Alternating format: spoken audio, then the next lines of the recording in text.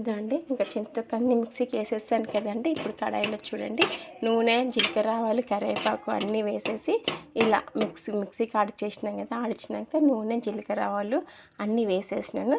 ఈ నూనె బాగా వేగినాక ఎర్రగడ్డలన్నీ వేగినాక చింతొక్కు మిక్సీకి ఆడిచ్చిందంతా ఈ కడాయిలోకి వేసేసుకోవాలండి. కడాయిలోకి వేసేసుకొని ఇలా బాగా కలుపుకొని కొంచెం లైట్గా ఉప్పు వేసుకోవాలండి. బాగా నూనెలో అంతా ఇలా బాగా మగ్గియాలి. కొంచెం నూనెలో అంతా వేసుకు వేడి చేసినాక కొంచెం అట్లా టేస్ట్ చూడండి. చాలా పుల్ల కారంగా సూపర్ ఉందండి. మీకు కూడా ఇప్పుడు నోరు జ్వరం వచ్చి నోరు బాగాలేకపోయినా టేస్ట్ లేకపోయినా పుల్ల కారం బాగా తినాలనిపినప్పుడు ఇలా చేసుకోండి. గుర్తుంది కదండి. శనగిత్తనాలు వేపుకోవాలా, పచ్చిమిరపకాయలు వేపుకోవాలా, మిక్సీకి వేసేసుకోవాలా.